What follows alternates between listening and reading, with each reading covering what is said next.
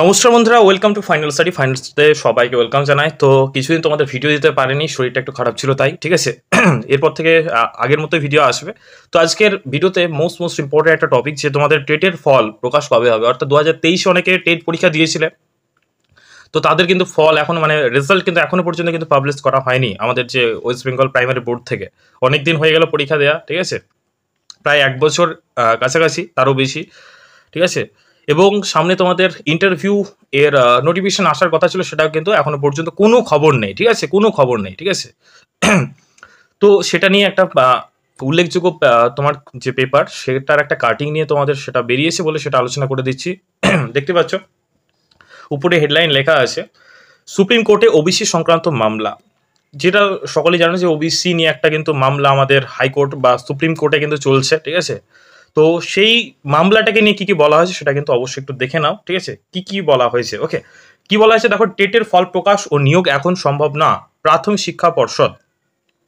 তো কিছুদিন আগেই আমাদের কিন্তু আন্দোলন শুরু হয়েছিল, সেখানে আমরা দেখি এরপরেই কিন্তু এই যে আমরা খবর পেপারে কিন্তু এটা দেখতে পাই, তারা বলতে চাইছে যে ওবিসি কেসের জন্যই তোমাদের যে রেজাল্ট, প্রাইমারি টেট 2023-এর রেজাল্ট এবং ইন্টারভিউ নোটিফিকেশন কিন্তু আটকে আছে, ঠিক আছে।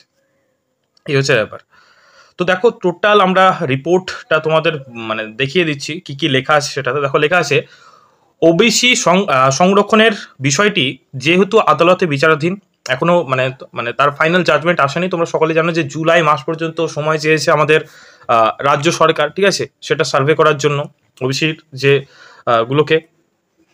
আদালতে বিচারাধীন, তাই এখনই প্রাথমিক টেট উত্তীর্ণদের নিয়োগ প্রক্রিয়া শুরু করা সম্ভব নয়। এক বিজ্ঞপ্তিতে একথা জানালো প্রাথমিক শিক্ষা পর্ষদ। একদিকে আদালত জানিয়েছে ওবিসি সংরক্ষণ বিধিতে 2010 সালের আগের শংসাপত্রধারীদের নিয়োগ করা যাবে। অন্যদিকে ওবিসি সংরক্ষণ মামলার গেরোয় 2023 সালের প্রাথমিক টেট পরীক্ষার ফলাফলও আটকে রয়েছে বলে প্রাথমিক শিক্ষা পর্ষদের সভাপতি গৌতম পাল বৃহস্পতিবার পূবের কলমকে বলেন। উল্লেখ্য, 2022 সালের প্রাথমিক টেট পাস চাকরি প্রার্থীরা নিয়োগের দাবিতে সল্টলেকের করুণাময়ী থেকে প্রাথমিক শিক্ষা পর্ষদের অফিস এপিসি ভবন পর্যন্ত মিছিল করে অবস্থানে বসেছিলেন। এপিসি ভবনের সামনে তাদের অবস্থান চলে। তাদের দাবি, অবিলম্বে প্রাথমিক শূন্য পদগুলির জন্য নিয়োগ বিজ্ঞপ্তি প্রকাশ করতে হবে। 2022 টেট পাস প্রত্যেক প্রার্থীদের নাম এবং প্রশিক্ষণ সংক্রান্ত অন্যান্য বিস্তারিত তথ্যসহ পূর্ণাঙ্গ তালিকা প্রকাশ করতে হবে। এইগুলো হচ্ছে তাদের দাবি, ঠিক আছে। এটা হচ্ছে তোমার পশ্চিমবঙ্গ প্রাথমিক শিক্ষা পর্ষদ, ঠিক আছে, বোর্ড প্রকাশ করতে হবে, এরকম দাবি জানান তারা আন্দোলনে। টেট পাস ও শিক্ষকতার প্রশিক্ষণরত চাকরি প্রার্থীরা অবস্থানের ব্যাপারে অনড় থাকলেও পুলিশ তাদের তুলে দেয়। প্রাথমিক চাকরি প্রার্থীদের বক্তব্য, করুণাময়ী মোট, এগুলো তোমরা একটু দেখে নিও, ঠিক আছে। এদিকে 2023 সালের প্রাথমিক পরীক্ষা হয়ে গেল, ফল এখনো প্রকাশ হয়নি। ফল প্রকাশ নিয়ে আদালতে মামলাও করেছে চাকরি প্রার্থীদের কেউ কেউ। প্রসঙ্গত 2023 সালের 24শে ডিসেম্বর টেট পরীক্ষা নেওয়া হয়, কিন্তু বছর ঘুরে গেল, এখনো পর্যন্ত তার কোনো ফল প্রকাশ হয়নি। হাইকোর্টে ফলাফল প্রকাশের আবেদন জানিয়ে মামলা করেন কিছু পরীক্ষার্থী। এর আগে 2017 এবং 2022 সালের প্রাথমিক টেটের প্রশ্ন একাধিক ভুল থাকলে যে তোমার প্রশ্ন ভুল মামলা, সেটার এখন জটিলতা এখনো রয়েছে, কাটেনি, ঠিক আছে। অনেক রকমই কিন্তু তোমার কেস কিন্তু চলছে আমাদের হাইকোর্ট, সুপ্রিম কোর্টে। কলকাতা হাইকোর্টে একাধিক মামলা বিচারাধীন। হাইকোর্ট সেই মামলায় আলাদা আলাদা কমিটি গড়ে প্রশ্ন তুলে ভুলের অভিযোগ খতিয়ে দেখতে নির্দেশ দিয়েছিল। ওবিসি মামলা না মিটলে 2023 সালের ফল প্রকাশ কিন্তু সম্ভব না। তাহলে এখানে তোমাদের যেটা এর আগেও বলে এসেছি, যে ওবিসি কেস যতদিন না মিটছে, তোমাদের না 2023 সালের রেজাল্ট, প্রাইমারি টেটের রেজাল্ট, না প্রাইমারির কোনো ইন্টারভিউ এর নোটিফিকেশন আসবে, তোমরা ধরে রাখো যে এই জুলাই মাসের আগে কোনো রকম তোমার আপডেট কিন্তু আসছে না। যতটুকু, এটা আমার নিজের ওপিনিয়ন না, ঠিক আছে, আমি যেটা জানতে পারছি, যে আপডেটগুলো আসছে সেগুলো থেকে তোমাদের কিন্তু জানাচ্ছি।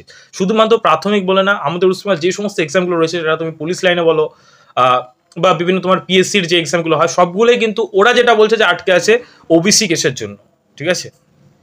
তাহলে কিন্তু এখন পর্যন্ত তোমার অনেক পরীক্ষা, ডাব্লিউবিসিএস পরীক্ষা আটকে আছে, ডাব্লিউবিসিএস প্রিলিমস পরীক্ষা, ঠিক আছে, এদিকে ক্লার্কশিপ মেন্স বা মিসলেনিয়াস পরীক্ষা, ডাব্লিউপিকেপি, অনেক পরীক্ষা কিন্তু আটকে আছে এই ওবিসি কেসের জন্য। এই ওবিসি কেস, এটা কিন্তু আমাদের যারা স্টুডেন্ট যারা রয়েছে, অ্যাসপিরেন্ট যারা রয়েছে, চাকরি প্রার্থী রয়েছে, তাদের কাছে একটা বিশাল বড় কিন্তু একটা অসুবিধার কারণ হয়ে কিন্তু দাঁড়িয়েছে। অনেক দিন কিন্তু পরীক্ষা হয়নি, ঠিক আছে, কিন্তু তবুও কিন্তু এখন পর্যন্ত কিন্তু রেজাল্ট পাবলিশড হয়নি এবং নতুনভাবে কোনো রকম পরীক্ষা কিন্তু নিতে পারছে না রাজ্য সরকার। ওকে, এদিকে আবার আগামী 28শে এপ্রিল 2016 সালের নিয়োগ হওয়া 32,000 প্রাথমিক শিক্ষক নিয়োগ মামলা শুনানি রয়েছে, ঠিক আছে। তাহলে 28 এপ্রিল কিন্তু তোমার যে 2016 সালের যে প্রাথমিক যে 32,000 যে প্রাথমিক শিক্ষক নিয়োগ সেটার মামলার শুনানি আছে। তোমরা সকলেই জানো যে অলরেডি যে হাই স্কুলের যে টিচার সেগুলো অনেকগুলোই বাদ যায়, ঠিক আছে, অনেকেই আবার স্কুলে ফিরেছে, ঠিক আছে, আবার তার কিন্তু একটা ফাইনাল জাজমেন্ট এখনও আসেনি যদিও, ঠিক আছে, নতুনভাবে রিক্রুটমেন্ট করার কথা বলা হয়েছে।